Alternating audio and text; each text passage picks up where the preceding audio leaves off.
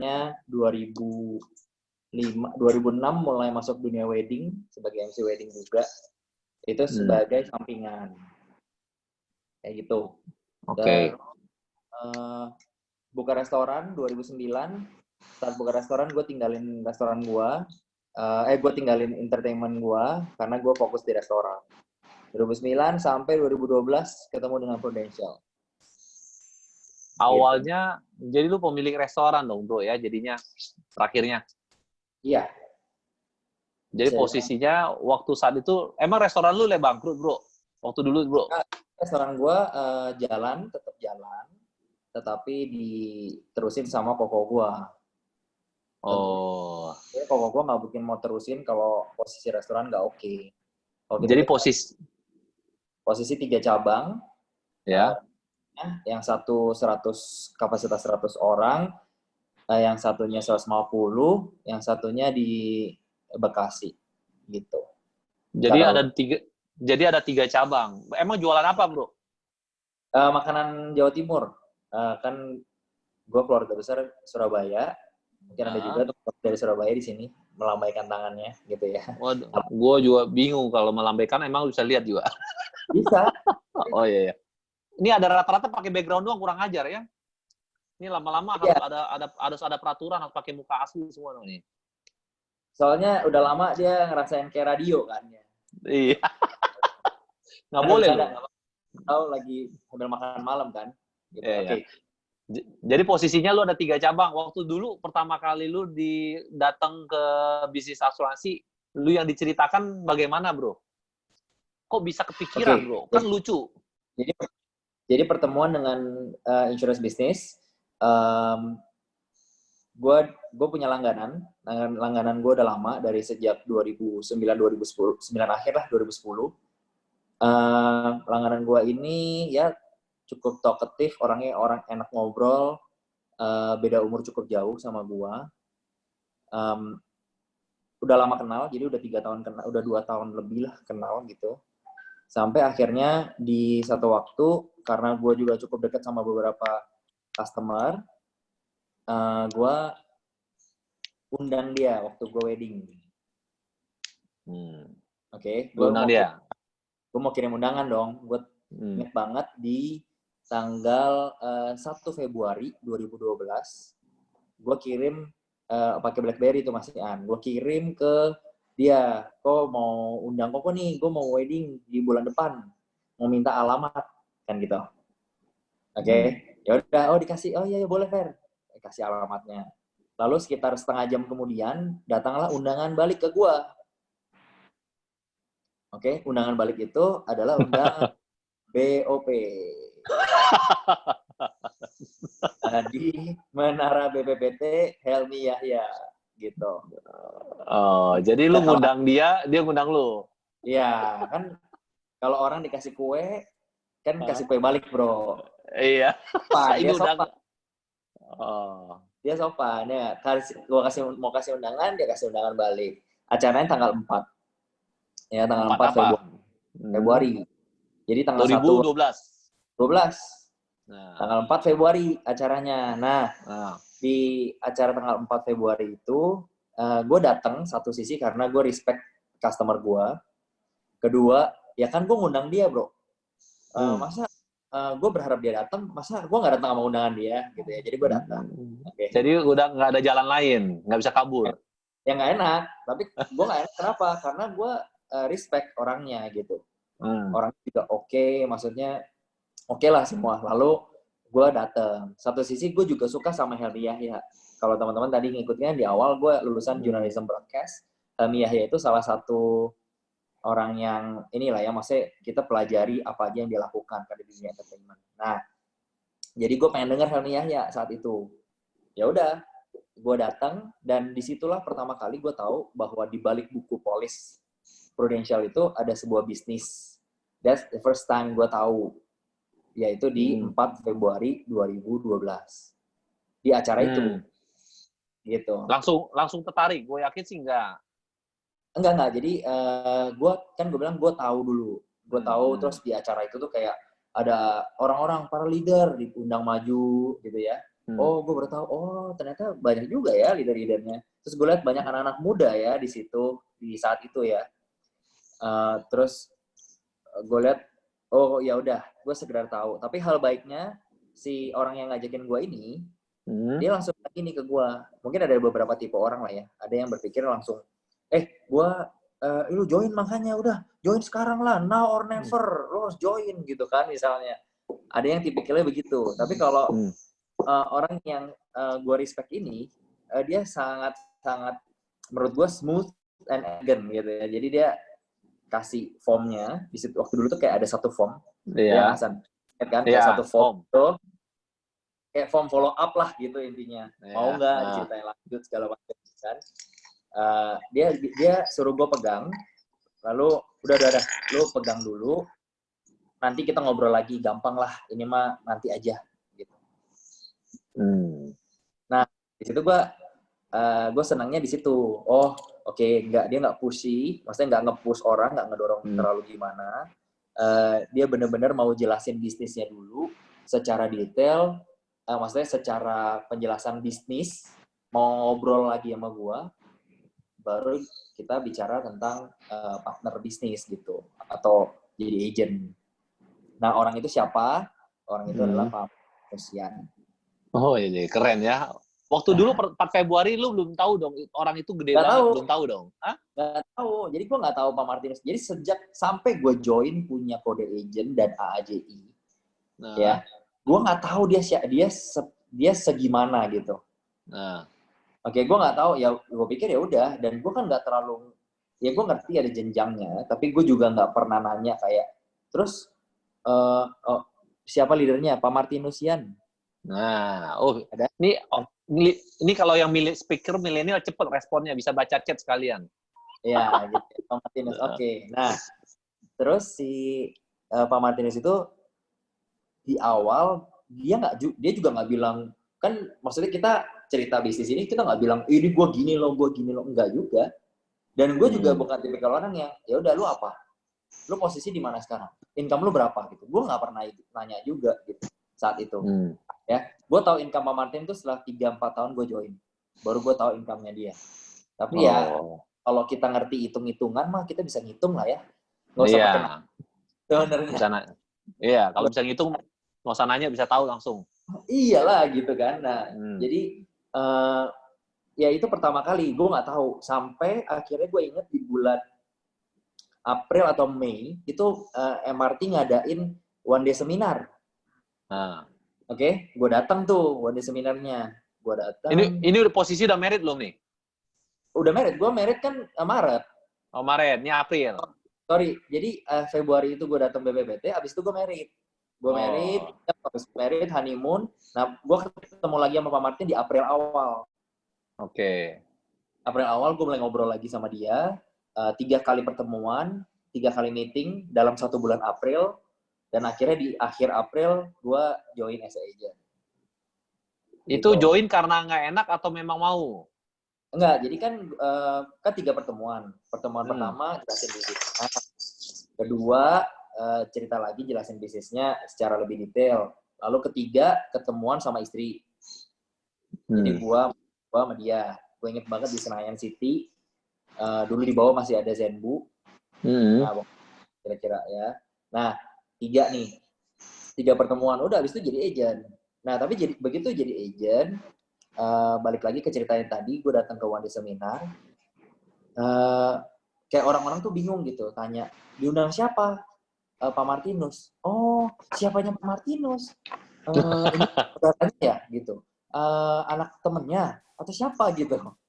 Gue kenapa orang-orang segitunya banget sih mau tahu banget gitu, maksudnya kenapa harus sampai tahu gitu. Nah, di situ gue baru tahu begitu acara mulai ya kan, ya kata sambutan oleh founder dari gitu kan, MRT Group gitu. Jadi dia adalah founder dari 12 MRT Group di Indonesia. Langsung, oh pantesan orang-orang nanya gitu kan. Nah, that's first time gue tahu dia siapa. Gitu. Oh, tapi waktu saat itu langsung udah tertarik atau masih belum, bro? Mulai lah ya. Dalam arti keyakinan dan kepercayaan gue mulai berprogres terhadap Prudential gitu. Jadi gue yakini bahwa keyakinan gue terhadap diri gue, kepercayaan gue terhadap Prudential itu berprogres. Di situ udah mulai berprogres, mulai naik pelan-pelan kayak gitu. Oh, jadi waktu Februari lu datang, gue ulangin ya. Februari lu datang, lu ke acara kayak BOP-nya, habis itu merit di bulan Maret, April lu datang lagi ke ODS. Ya. Jadi waktu Februari lu pulang dari BPPT, itu apakah langsung tertarik? Belum dong, pasti Februari. Belum, itu cuma sekedar tahu. Oh ya oke, ada bisnisnya. Oke. Okay. Habis itu kan gue fokus sama kerjaan gue, terus fokus sama persiapan wedding juga, gitu kan. Dan pasti bro, waktu saat itu kondisi usaha lancar ya? Lancar. Oke aja. Gak ada masalah? Mungkin range omset gue mungkin sekitar sehari itu bisa 10-15 juta per day, bisa 20 kadang kalau weekend. Oh, jadi oke ya. Oh, gede lu. Itu per satu cabang atau semua cabang? Satu cabang. Waktu satu baru satu cabang. Jadi ini menariknya. Jadi kenapa gue bilang menarik? Karena gue juga berpikir kalau gue berpikir balik ke 2012, kayaknya keputusannya lumayan berani juga buat gue. Jadi cabang kedua gue yang 150 kapasitas itu mulai opening di Juni, bro. Juni 2012.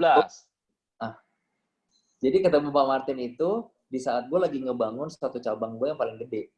Dan cabang gue yang investmentnya paling tinggi, gitu. Kalau boleh tahu, bro, bikin satu cabang itu berapa, bro, habisnya, bro? Belum sama modal kerja awal, itu sekitar 1,1 deh. 1,1 M? Iya. Lalu kalau misalnya boleh tahu, bro, kenapa yang membuat lu mau ikut ke bisnis insurance? Kenapa Prudential, bro? Nah, jadi gini, waktu gue ketemu Ko Martin itu saat yang tepat. Kenapa? Balik lagi momentum, kita nggak pernah tahu. Jadi gue mau berpesan sama kita semua, buat gue juga, bahwa kita nggak pernah tahu momentum hidup orang. Oke? Jadi pada saat teman-teman cerita, tugas kita adalah cerita, bangun hubungan. Cerita, bangun hubungan.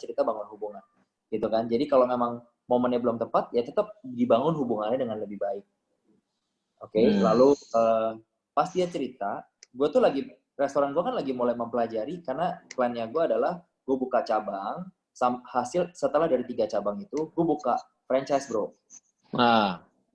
Oke, jadi gue mempelajari sistem-sistem franchise. Karena gue mau memilih, gue mau menggunakan sistem franchise apa saat itu.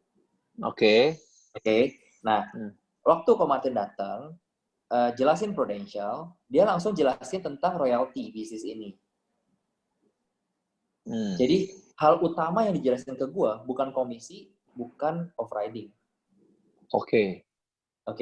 Dan bukan cara jualannya. Oke.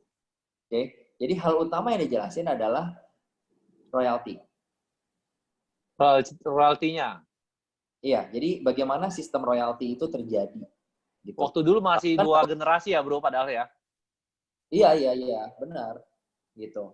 2 generasi, 6 dan 4, ya kan? Ya. Ya udah, dia ceritain tentang itu. Begitu dia ceritain itu, gue langsung klik gitu. Kenapa? Karena kok ini kan sistem yang lagi gue buat. Sebenarnya. Iya kan? Jadi sistem yang lagi gue bikin, sistem yang lagi gue pikirin gitu ya. Jadi mirip banget gitu, yang gue mau buat dengan sistem royalty kita tuh sama gitu. Yang membedakan adalah kalau setiap restoran itu menggunakan modal. Oke? Anggaplah nggak usah gede-gede kayak restoran gue yang itu. Kalau restoran gue yang kapasitasnya sekitar around 80 sampai 100, itu mungkin butuh modal sekitar 800, 700, 800, 900 juta deh. Sekitar segitu. Artinya satu atau biar gampang hitung, se-M. Satu cabang butuh 1 M. Kalau itu bukan uang gue sendiri, berarti uang partner bisnis. Benar nggak? Kalau franchise. Yes. Ya kan? Artinya kalau lu pakai uang sendiri, anggapannya kayak lu masuk ke kasino, oke? Ya. Lu bawa duit lu sendiri. Perasaannya gimana? Kalau kalah ya lu nangis sendiri, bener gak? Kalau menang ya lu happy sendiri kan gitu. Ya. Ya kan? Tetapi cara kedua adalah lu datang ke kasino, lu pinjam duit Erison. Nggak bakal gue kasih juga sih itu. Iya, siapa tahu lu nggak ngerti, takut lu lagi pakai celana pendek, kan nggak boleh masuk, bro. Iya. Lu tahu aja gue pakai celana pendek. Iya. Lu pakai boxer gitu kan. Iya. Oke. Gitu. Ya kan? Misalnya gue pinjam nih, Sen. Atau Arisen bilang, gue titip duit gue deh ke lu. Bukan pinjam. Gue titip duit gue deh ke lu. Lu mainin. Nah, rasa deg-degannya berbeda. Perasaannya jauh berbeda. Nah, itu begitu halnya sama kayak waktu gue berpikir tentang cabang dari bisnis gue. Pada saat gue bangun bisnis dengan berpartner sama orang lain, ada 2 orang yang bergantung sama kondisi bisnis itu. Which is bisnis, yang namanya bisnis ada gambling di sana. Ya kan? Once ada gambling, dan hasilnya misalnya nggak oke, bisa 2 nih. Orang ini ngerti, atau orang ini akhirnya hubungannya jadi nggak oke. Oke. Resikonya tinggi lah ya. Iya, resiko buat gua ya, titik utamanya kan resiko terhadap hubungan sih kalau gua ya. Oke. Karena gua pribadi dalam berbisnis, gua tetap prefer hubungan relationship itu di atas uang gitu. Jadi ya lu ketakutan bahwa kalau kita ngajak bisnis, yang ada hubungan kita dengan partner kita jadi rusak. Ya, jadi nggak oke kalau hasil bisnisnya lagi bagus, kalau hasilnya nggak bagus gitu. Jadi ada hal yang di luar faktor kita. Jadi intinya kalau boleh gue simpulkan bahwa lu datang ke insurance sebenarnya adalah bisnis nggak ada modal nih. Bisnis nggak ada modal, tapi efeknya lebih ke kalau gue ngajakin Erison atau misalnya gue ngajakin Henry, atau ada Henry di sini teman gue gitu ya. Kenal ya? Iya, kenal. Luar biasa. Oke, gitu dunia kan? kecil. Oke, lanjut. Misalnya gue ngajakin Erison atau ngajakin berpartner gitu kan. Lalu misalnya one day misalnya Erison bilang, gue mesti keluar dari Indonesia nih, gue dapet PR atau dapet citizen mana, gue ada satu kejadian gitu ya, move gitu satu tempat. Terus apakah kita akan select? Ya enggak gitu kan? Ya udah nggak ada yang dirugikan kan? Oke, sebenarnya sih. Gitu. Jadi maksudnya ya secara hubungan nggak ada masalah. Yang sering jadi problem kan orang-orang di insurance tetap jadi problem secara hubungan karena si pengajak atau mungkin leader atau mungkin teman agent gitu ya berharap banget sama orang lain gitu. Iya kan? Jadi misalnya gue kan tahun ini mau AAD dari agent nih mau AAD. Gue ajakin teman gue nih. Terus teman gue bilangnya, wah ini mah bisa lah, gampang lah. Gue bisa lah 200 juta lah. Wah langsung dong, harapan dulu dong. Asik. 200 juta kan. Gue 200 juta lagi kelar nih gitu kan. Artinya lu berharap sama orang itu. Once dia akhirnya tengah jalan gak jalanin, akhirnya lu jadi kayak beberapa orang kayak ngerasa, ini gara-gara dia nih. Jadi ngerti gak? Jadi kondisinya jadi gak enak. Tetapi yang lebih baik janganlah jadi berharaplah sama sesuatu yang bisa lu kontrol. Gitu. Apa yang bisa kita kontrol yaitu yang kita maksimalin. Oke. Itu sih poin. Bro, kalau boleh tanya, Bro. Iya. Jadi posisinya kalau misalnya sekarang ini kan lu sudah jalan, visi lu ke Prudential untuk jangka lebih panjang apa, Bro? Oke. Gue ada tagline buat gue sendiri, namanya Building Significant Life. Membangun kehidupan yang signifikan. Bagaimana lewat Prudential ini, gue bisa membantu atau membangun setiap orang-orang yang tergabung di dalam Prudential, terutama di dalam tim kita, untuk bisa membangun kehidupan yang signifikan. Artinya kehidupan yang signifikan ini kehidupan yang berdampak. Kaya tidak hanya dari sisi materi, tapi kaya dari sisi kehidupannya dia. Gitu. Jadi kalau bilang visi, ya tentunya melahirkan dan membimbing orang semakin lebih banyak gitu. Apalagi sekarang dengan sistem yang baru, akhirnya income jadi akibat. Income gitu, adalah jadi akibat. Mau keren ya? Ya, akhirnya income jadi akibat. Lo mau main, kalau teman-teman yang ngerti sistem, lo mau main ke samping, lo mau main ke bawah, semua sama. Dan income akhirnya jadi akibat. Gitu. Buat gue pribadi, secara goal, ya tentu gue melahirkan para leader yang berkualitas dan yang benar-benar mereka punya kehidupan yang baik gitu. Kehidupan yang baik artinya kalau mungkin gue lupa gue pernah cerita apa enggak sama Erikson, tapi kayak di tim kita itu membangun kehidupan itu artinya kita nggak selalu memberikan training yang terkait dengan uang dan uang gitu. Tapi kita mau dari sisi yang lain pun kita menyentuh pertumbuhan hidup mereka gitu. That's why kita bilang building significant life. Gitu. Jadi semua sisi lu mainkan. Iya, semua sisi gue mau sentuh gitu. Jadi kayak sisi pernikahan mereka, bukan artinya gue kepo sama pernikahan, tapi gue mau mereka benahi diri mereka benar di sana, mereka jadi berkat di pernikahan mereka. Menurut gue kerjaan itu jadi akibat, gitu dari kehidupan. Bro, tanya bro, kalau seorang pengusaha pertama kali kendala lu apa bro? Pertama kali lu waktu mau jalanin bisnis ini, apa paling berat di diri lu? Gua sebagai pengusaha waktu pertama kali, gua ngerasanya cuma gengsi aja. Gengsinya aja. Maksudnya ada sisi kayak pride-nya dimainkan di sana, ada gengsi di sana gitu. Tapi hal baiknya kalau gua mengalaminya gini. Mengenai, kan banyak orang yang paling sering orang cerita apa sih? Baik teman-teman yang mungkin masih sebagai seorang karyawan maupun pebisnis. Selalu di awal bilangnya, bukan selalu, tapi banyak di awal bilangnya, gue kan dikenal orang sebagai misalnya pebisnis restoran. Nanti kalau gue datang ke teman gue ngomongin insurance, nanti mereka bingung, sebenarnya kok insurance apa restoran sih? Kayak gitu. Ya mungkin beberapa kali pernah dapat respon seperti itu. Untungnya kalau gue pribadi, gue udah cukup kebal sama hal itu. Karena waktu di awal, kan gue di dunia entertainment. Ya kan, abis itu kerja karena nggak lama, dunia entertainment cukup lama.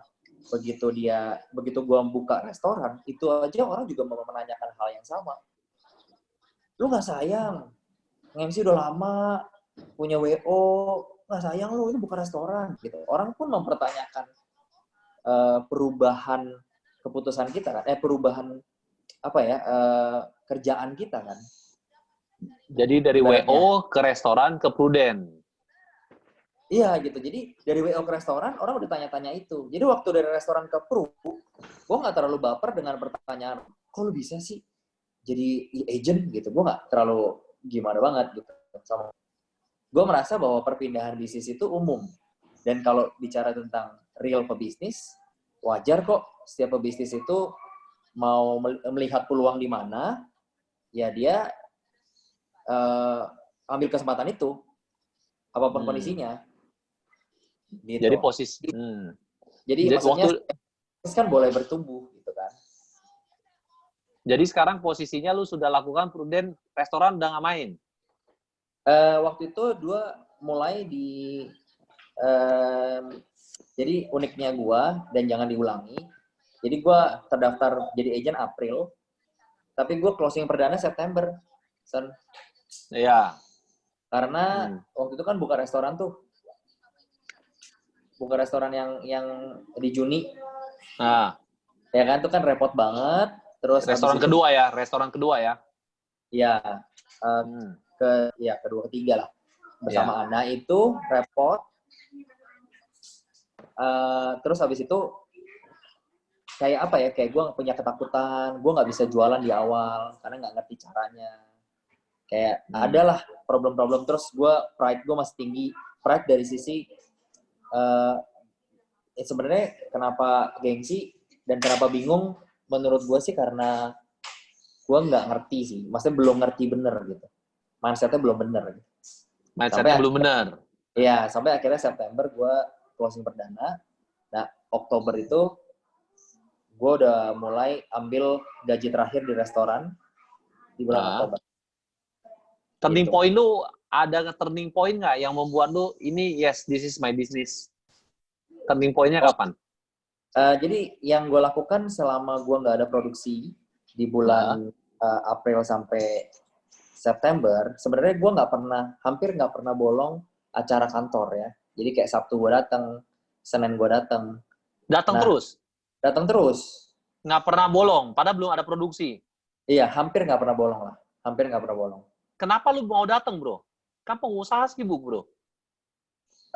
Justru menurut gue pengusaha bisa atur waktu. Nah, oke. Gitu, Poin. harusnya. Gitu, ya, jadi ini gambar sedikit lah. Gue restoran buka dari jam 7 sampai jam 11 malam. Itu. Ya kan? 7 sampai 11. Nah, jam 7 pagi gue buka. Jam 9 gue udah di kantor. Jam 9? Setengah 9 lah gue udah di kantor waktu itu. Terus gue selesai jam 12. Gue lihat kondisi. Kalau restoran terhandle dengan oke. Ya, karena waktu itu gue udah punya manajer, gue udah bisa ada supervisor, kayak gitu. Terhandle dengan oke. Awal-awal, gue jam 12 sudah balik restoran, bro. Jadi nggak ikut yang siang. Ya, padahal kalau Sabtu kan ada siang lagi. Jam 1 punya. Iya. Oke. Oi, halo. Gitu. Ya kan? Jadi, Sabtu kadang ikut sampai sore, kadang enggak. Tapi akhirnya ke belakang makin sering ikut sampai siang.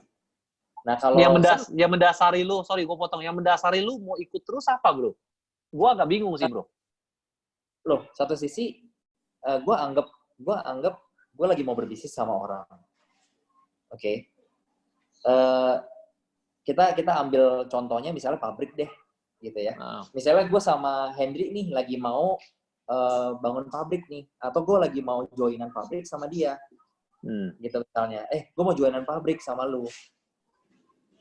Dia lebih tahu tentang pabriknya, dia lebih ngerti, oke?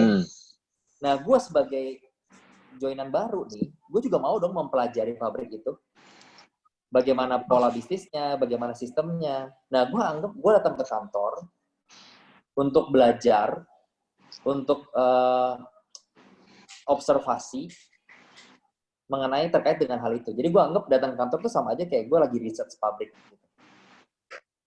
Jadi gila ya. Jadi dari awal, dari bulan Maret sampai bulan September, kalau nggak salah ingat, lu datang ke kantor untuk belajar dan belum ada closingan. Iya, dari bulan Mei lah lebih tepatnya. Mei, April. Mei. Jadi, Juli. Bro, boleh tahu bro, turning point-nya apa bro? Menyatakan bahwa ini bisnis lu, bro.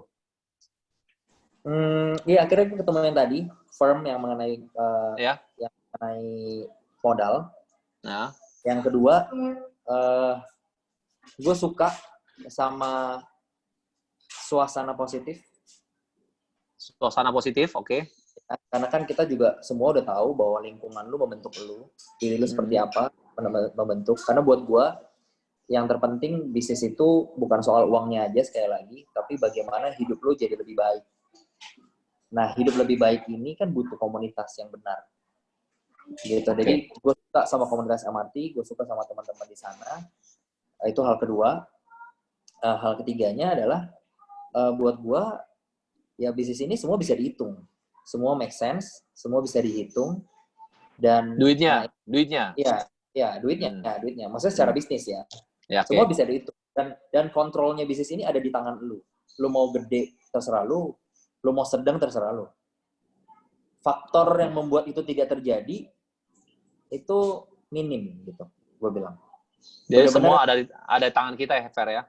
Iya betul. Jadi kalau teman-teman bilang bahwa diri kita adalah orang yang siap untuk bekerja serius, berani untuk sacrifice waktu-waktu yang ada untuk membangun sebuah bisnis, dan kita merasa diri kita seorang yang rajin, menurut gue nggak ada alasan untuk nggak sukses di bisnis ini gitu.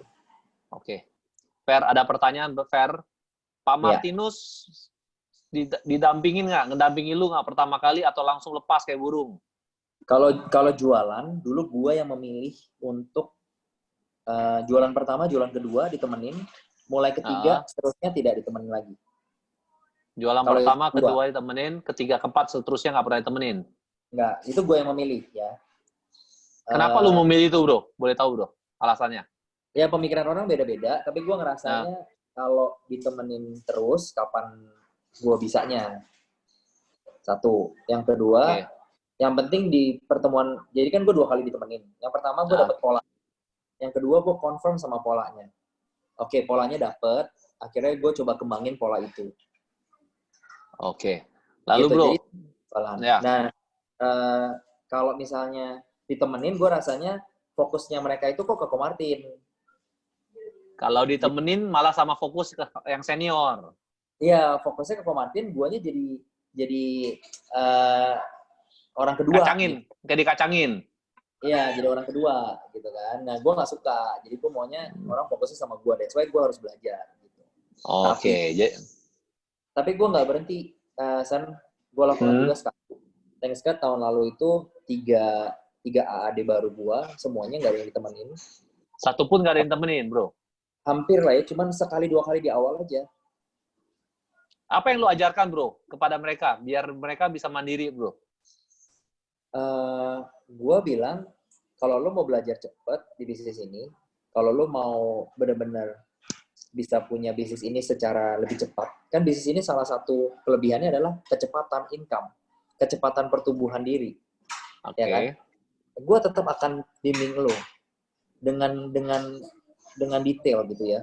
Dengan cara apa? Sebelum ketemu orang itu, lo cerita sama gue, nanti kita ngobrol, kita diskusi. Setelah pulang dari orang itu, langsung lo ngobrol sama gue, kita diskusi. Menurut gue itu jauh lebih membuat kita belajar dibanding ditemenin. Jadi sebelum dia pergi, lu tanya, gue tanya profilnya, pokoknya gue tanya detail tentang orang itu. Ya seakan-akan kita jadi nasabah, ya gue bisa tahu kira-kira gue mikirin apa, lu kasih solusi kepada agen tersebut. Iya, kira-kira kalau dia bidang kerjaannya ini, terus dia temenan ini sama lu, ya udah lu di awal masuknya gini, ngobrolnya gini, nanti bawa ke sini arahnya kayak gitu. Jadi arahin pembicaraannya pun gue bantu. Gitu sih. Oke. Coba ceritain tantangan terberat apa, Fer, selama jalanin bisnis, bro? Tantangan terberat dari temen lu, Hendry Tanujaya. Kalau tantangan terberat, pada akhirnya tantangan terberat itu terbagi-bagi di setiap tahun. Akhirnya beda-beda. Ya. Gitu ya, Mas. Benar, Erison juga ngerasain lah. Akhirnya ada masa-masa di awal-awal tantangannya ini. Tetapi yang kita perlu sadari, tantangan itu berlevel. Anggap aja kayak main game. Kayak raja di setiap level game. Ya. Kayak gitu ya. Jadi tantangan itu berlevel. Kalau di awal banget, tantangannya yang tadi, gue orang yang tidak pernah lakukan direct selling apapun. Tidak pernah direct selling, tidak pernah. Iya, jadi nggak pernah jualan barang gitu, terus gue mau jual ke lu, gitu. Nggak ada. Gitu, gue tidak pernah lakukan itu. Bukan sales jadi, lah. Iya, bukan sales. Kalau di restoran kan lu suka lu makan lah, lu nggak suka ya udah. Ke restoran lu jadi raja ya. Iya kan, gitu udah terbiasa suruh-suruh karyawan gitu-gitu lah ya. Nah, jadi tantangan di awal adalah mindset gue terhadap insurance. Mindset terhadap insurance. Iya, jadi mindset terhadap insurance tuh yang salah di awal. Gitu. Jadi terhadap profesi juga, citra diri gue terhadap profesi ini juga gak baik di awal. Gue masih kebayang sama orang-orang yang dulu suka nge-push, suka maksa, suka nggak dengerin orang, gitu. Gue masih terpatok sama itu. Sampai akhirnya satu momen di MRT, undang satu pembicara, dia cerita bahwa bagaimana dia menjalankan bisnis ini benar-benar secara profesional. Sebelumnya adalah private banker orangnya. Ibaratnya gue lihat dia, oh ini orang pinter lah, gitu ibaratnya. Pengalaman di finance tinggi, dan dia bawa cara kerja financial planner ke dalam insurance. Di situ gue baru ngeh, oh ternyata bisa ya dijalankan dengan cara itu. So jawabannya adalah, ya, lu mau jalan dengan sistem gimana, itu ternyata bisa gitu. Dan keputusannya ada di tangan lu. Nah itu tantangan pertama gue, dan akhirnya solusi dari tantangan gue itu, gue mulai belajar lebih nggak apa ya, nggak nawarin tuh nggak sekedar nawarin doang, tapi mengedukasi. Jadi gitu. Kelihatan dari muka, kelihatan sih dari muka lu yang pinter ya. Enggak sih. Nah akhirnya baru bisa jualan. Tapi tahun pertama, jadi September, Oktober, November, Desember itu gue jualan waktu itu cuma 170-an juta API-nya. Tahun kedua? Langsung naik UM saat itu. Tahun kedua? Tahun kedua PCC. Wih, berat. Luar biasa. Udah dapet polanya, itu ya. Jadi artinya pebisnis itu yang menurut gue membedakan pebisnis yang menganggap bahwa bisnis ini adalah bisnis kita sendiri. Yang membedakan adalah lo akan take responsibility atas kreativitas juga. Oke. Gitu. Akhirnya lo temukan pola-pola itu dan akhirnya itu bisa secara waktu aja yang menjawab. Jadi intinya kita coba. Kenapa? Ada yang pertanyaan kedua belum kejawab. Ya ini nih, bagaimana membuat agen-agen kita semangat di bisnis ini? Ini sebenarnya boleh dijawab, boleh enggak sih? Bagaimana, bro? 1 kata, 2 kata, bro. Dan bagaimana semangat di bisnis ini, apalagi banyak yang berat di servis nasabah, mungkin apalagi yang merasa servis nasabah itu sangat berat dan ada tanggung jawabnya. Bagaimana kasih pengertian kepada agen-agen tersebut, bro?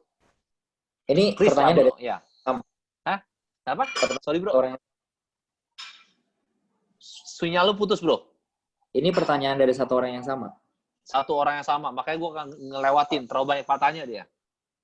Ya, nggak apa-apa. Mau dijawab-jawab nggak apa-apa, bro. Jadi pertanyaannya yang pertama tadi adalah bagaimana kita semangat. Ya. Oke. Pertanyaannya, diri kitanya semangat dulu nggak? Bagaimana diri kita?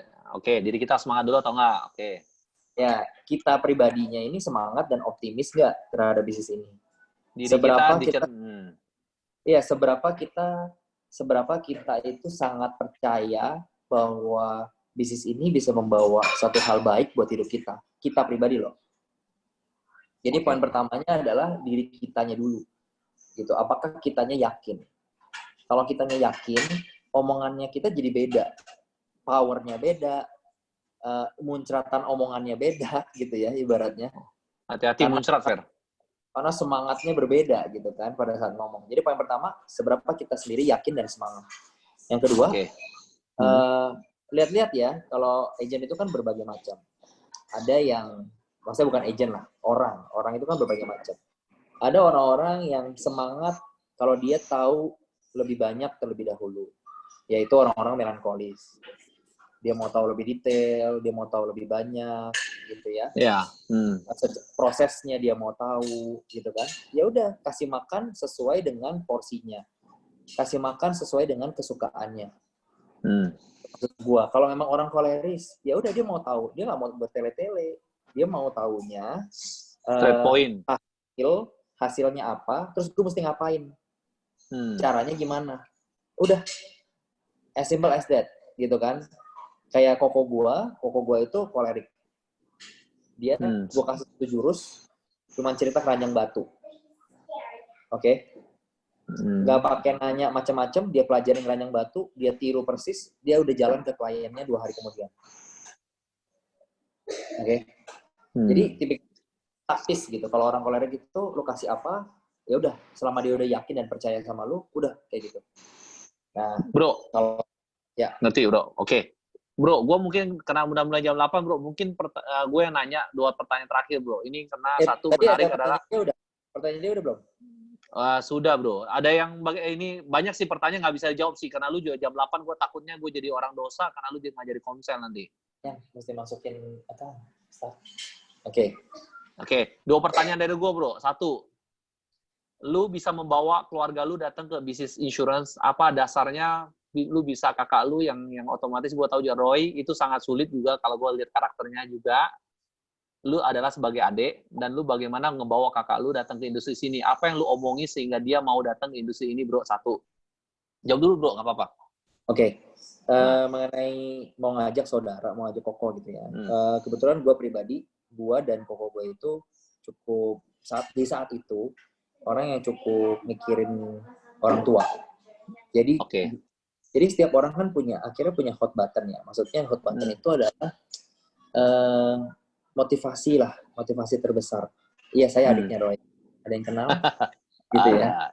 Mat Sani, gue nggak tahu kenal dari mana juga nggak ngerti gue. Banyak yang baru tahu. So kenal kali si Mat Sani. Iya. Ya. Lanjut bro. Jadi gue bilang sama dia saat itu, gue yakin lewat bisnis ini gue bisa kasih sesuatu buat orang tua. Tetapi ada masanya, mungkin 3-4 tahun lagi atau mungkin 5 tahun lagi gue bisa pensiunin mereka, gitu kan? Nah, terus gue bilang sama dia, tetapi kita punya pilihan dengan lebih cepat. Oke? Mungkin 2 tahun, 3 tahun lagi bisa lebih cepat pensiunin orang tua kita. Caranya gimana? Gue mau cerita bisnis ini ke lu. Jadi gue omongannya lebih ke ajak orang tua supaya bisa kontribusi lebih buat orang tua. Itu sih. Oke. Jadi kontribusi lu bikin bahwa dengan bisnis ini, bahwa industri ini bisa membantu orang tua, mempensiunkan orang tua kalian lebih cepat ya? Iya, jadi lebih ke orang tua. Gitu. Oke, lebih ke orang tua. Bro, ini hampir jam 8 bro. Mungkin ada tips dan trik buat kita-kita apa yang membuat buat agent yang baru, agent yang lama. Ya, 5 menit boleh bro, ngobrolnya bro. Oke. Buat gue yang terpenting sekarang, yang jadi pertanyaan siapapun gitu ya, bicara tentang bagaimana kita tetap optimis, tetap produktif, dan tetap oke di kondisi seperti ini. Oke. Mungkin itu juga jadi pembahasan lo dan tim lah ya. Oke.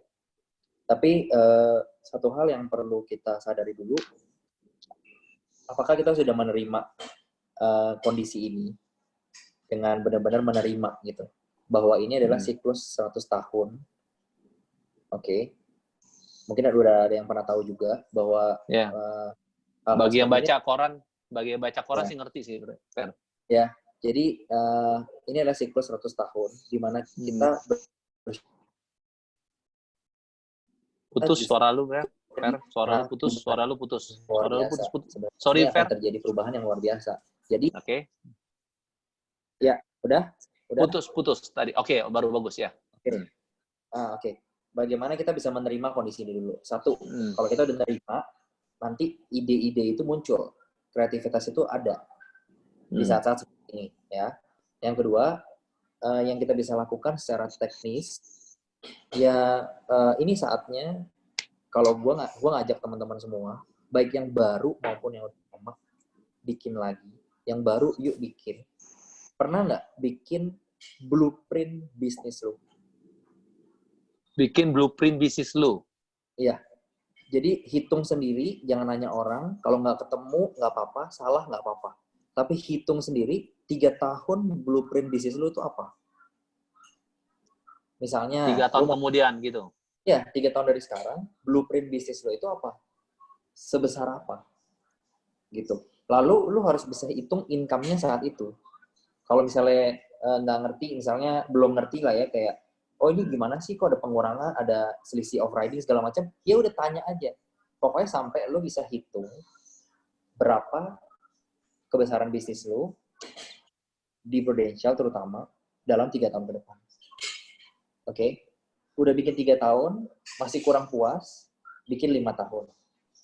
Justru di momen-momen seperti ini, banyak waktu di rumah, bagus juga untuk kita mulai mikirin nih, kita balik lagi back to basic gitu ya. Mulai mikirin plan 3 tahun lu, besaran bisnis lu apa. Kenapa gue cerita ini? Kemarin beberapa leader-leader gue yang udah beberapa tahun di bisnis ini, gue suruh bikin ulang. Dengan sistem kita Prudential yang baru, gue suruh bikin ulang kan. Once gue bikin ulang, dia langsung bilang sama gue, iya ya, gila ya. Bisnis ini sih gila banget loh, 3 tahun tuh gue bisa kayak gini. Ini udah gue potong-potong loh. Gue nggak optimis nih. Gue setengah-setengah optimis. Hasilnya udah luar biasa loh. Nah, timbul keyakinan. Timbul belief. Akhirnya dalam perjalanan itu kita akan menimbang pada saat kita ketemu dengan problem, pada saat kita ketemu dengan tantangan, ketemu dengan agent mungkin yang belum kelihatan kok agent ini kok ngomong di depannya doang ya oke. Ya hal-hal tantangan kecil-kecil gitu nggak sebanding dengan blueprintnya bisnis lu. Ya contoh hal kecil mengenai blueprint sih, San. Kalau lu mau bangun udah bangun fondasinya, oke. Lalu udah mulai bangun lantai 1, lantai 2. Ternyata di lantai 2 ada problem. Apakah lu langsung to the point langsung ya udah kita stop aja. Kita pindah ke tanah lain, kan enggak. Oke, jadi anggaplah bisnis ini adalah sebuah bangunan yang lagi kita mau bangun, gitu. Dan begitu ada problem, ya kita cari solusinya. Tetapi kenapa kita mau cari solusinya? Karena kita udah lihat bangunan ini sampai jadi. Kita udah lihat kerennya desain bangunan itu. Sudahkah kita melihat kerennya desain bisnis kita hari-hari ini? 2 hal itu. Pertanyaan terakhir, Bro. Karena lu ngomong blueprint, Bro. Karena lu ngomong blueprint, sharing dikit dong blueprint lu di usia 40 tahun, di usia 50 tahun. Udah. Wah. Udah gini aja, Bro. Usia 40 tahun income berapa, usia 50 tahun berapa income. Gampang kan blueprintnya? Dasar. Lu gak gampang itu. Ya gampang, straight to the point aja. Anggaplah koleris langsung cepet. Usia 40 tahun, kerajaan bisnis gue segini, income gue per bulan segini, usia 50 tahun segini. Ya, gua mah mau jadi kayak Erison aja lah. Iya, amin. Gila ngaco lu. Oke. Sebenarnya hal sederhana. Kalau misalnya teman-teman coba lihat dari titik awal sekarang, kayak gue juga lihat dari titik awal sekarang. Kalau setiap tahun kita ngomong realistis aja. Setahun kita ngelahirin double. Dua leader ya? Enggak, double itu artinya satu orang yang ada di leader di tempat kita ngelahirin satu. Jadi masing-masing leader satu.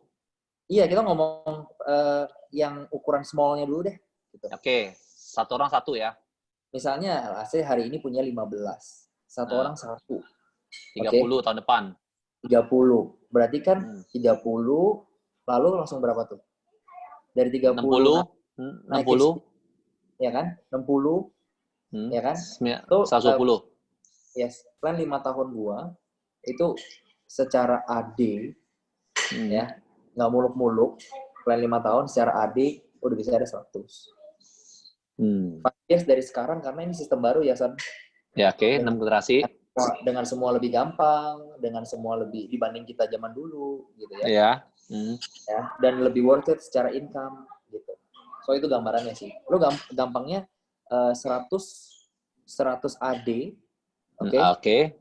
Anggaplah 1 AD omset berapa San kira-kira? 2M? Ya, itu oke, minim, no M. Minim, no, ya kan? No PM. No PM kali 10%. 20M. 20M. Ya kan? Bagi 20 ya. Bagi 12 berapa? 1,7. 1,7,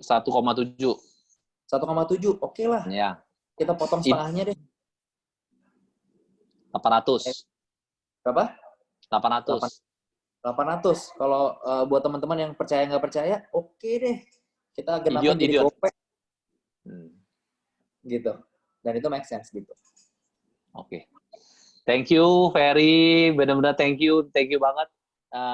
Gua nggak bisa nunda lagi karena udah jam 8. Thank you banget ya, Fer. Berikan applause buat si Ferry, teman-teman semuanya. Kalau misalnya ada nanti boleh, kalau mau nanya nanti gue japri ke dia. Kalau misalnya ada yang mau bertanya lagi, thank you ya, Fer.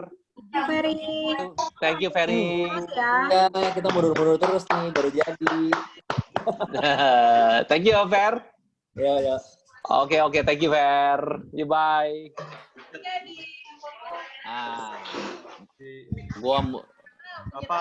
Ini pakai. Kira ada yang mau tanya? Kalau enggak, kita bubar.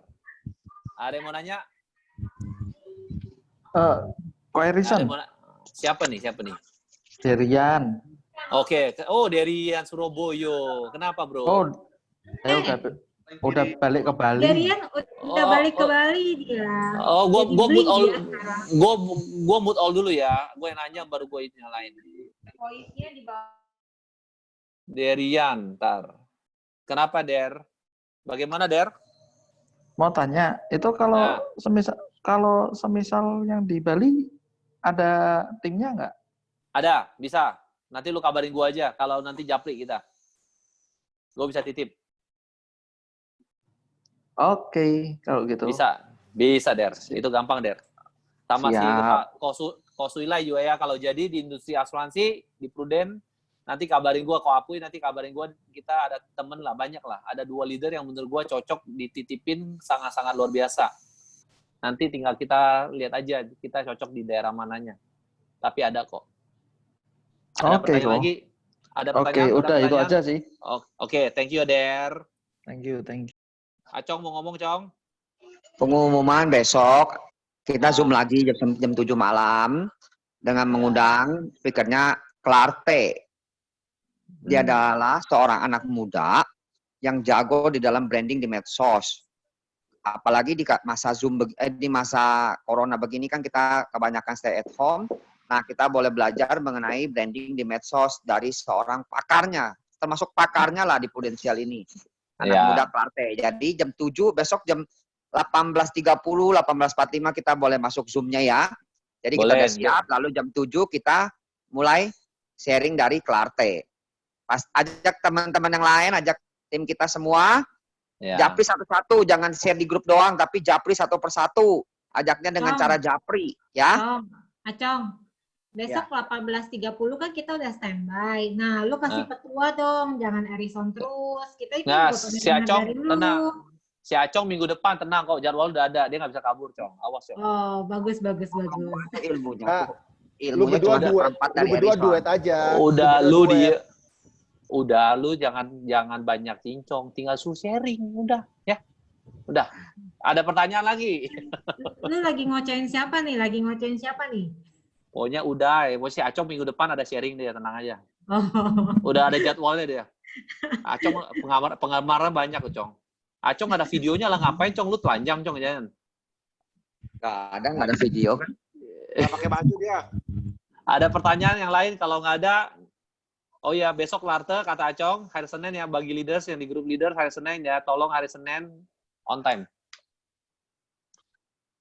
Ada, kalau nggak ada pertanyaan, mungkin yang baru-baru kalau mau stay, kalau ada yang mau nanya, baru-baru boleh. Mumpung gue lagi Zoom, kalau nggak ada silakan bubar masing-masing. Selamat pagi semuanya. Thank you, Son. Thank you. Yo, thank you. Oh, thank you semua. Thank you. Ini udah bubar Nicholas. Dia baru masuk Nicholas. Nggak, thank you, Son. Si Loloy rambut baru. Loy masih hidup. Masih. Silakan yang mau bubar. Ningsi, apa kabar Ningsi? Baik, Ito. Halo Ito. Ya, siapa yang mau nanya? Itu si Chen Premier tuh temen Neni baru. Chen Premier. Oh iya, gue kira ada 21 di sini. Halo Ibu Cici Premier. Gue panggilnya apa nih? Cici Premier. Nengsi. Apa gue ganti XX1 aja? Guys, gue sambil makan ya. Sorry nih, sambil makan. Gue semuanya, gue unmute all ya. Mari makan guys. Makan ya guys. Ya. Kenapa gue nggak bisa unmute ya? Udah mau bubar, nggak usah di-unmute. Ya, kalau mau bubar, silakan dibubar lah. Apa nih makan-makan nih? Ini si habis gue mute ya. Siapa yang mau nanya? Nggak tahu itu mau ajakin Deren. Si Amos baru datang. Kau mau nanya dulu kau. Kau siapa kau? Halo. Amos baru datang ya, Amos ya, sama Nicholas. Nicholas baru datang, orang baru selesai udah datang ya. Ada pertanyaan? Yang bagi baru-baru mau nanya silakan. Kalau nggak bubar kita. Ya. Son, nih Ya, jadi ya. katanya nanya sama gua. Tadi pola yang dibilang si Ferry itu pola apa? Dia bilang. Oh, gua mute all dulu ya. Gua mute all dulu. Nanti kok Ahin gua buka. Kenapa kok? Si kau nanya, dia nanya gua, itu Hin pola si Ferry pola apa yang udah ketemu bagi dia itu? Gua WA sekarang, Fer. Ditanya pola yang lu kerjakan setiap hari waktu pertama kali di insurance ya. Iya. Prudent seperti apa? Tolong dijawab. Nanti gua kalau udah ada gua kasih ke grup. Ya. Oke. Nah, ada pertanyaan yang lain. Ivan Setiawan mukanya dia nge-zoom, dia nggak gerak loh. Apa dia stiker itu? Oh iya, dia gerak-gerak. Income lu berapa? Siapa yang nanya tuh? Lu nanya income lagi. Ivandi lah. Bukan Ivandi itu. Fendi itu. Ivandi. Mana? Ko Fendi itu, Ko Fendi. Oh, Fendi. Kenapa kok? Income nggak usah tanya. Nggak boleh, itu Pak Mali kok. Nggak boleh. Nggak boleh. Acong doang mau tanya. Hah? Acong doang mau tanya gitu ya. Kalau lo orang bisa ngitung, nggak usah nanya. Itu beneran, nggak usah ngitung, bisa nanya, bisa ngitung semua lo orang kok itu. Itu nggak usah ditanya itu gampang banget ngitungnya. ORAD tiap berapa? tahun. Nah. AD dia ada berapa, direct unit dia berapa gitu ya. Direct unit gue ya tidak pernah di bawah 2,5 M loh. Iya, percuma dihitungin juga, nggak kebagian, nggak berasa, ngapain capek-capek ngitung, hitungin duit sendiri. Sama kok, lu juga tuh makan pisang cuman gambarnya doang. Si Loloy udah kayak Upin Ipin lu, goblok lu. Ini bini gue yang nyokorin. Oh, cukup atas ya. Salon dadakan ya. Oh, gila. Si Lisa masih perhatian sama lu ya? Multi talenta ya. Ada Miss Lastri, Amos mau belajar. Mau nanya. Miss mau tanya apa, Miss? Kau, Cikau, siapa mau nanya? Ini panggilannya apa ya? Cikau, Mimi, kau. Gue panggil susah nih. Kau itu cowok. Alip namanya.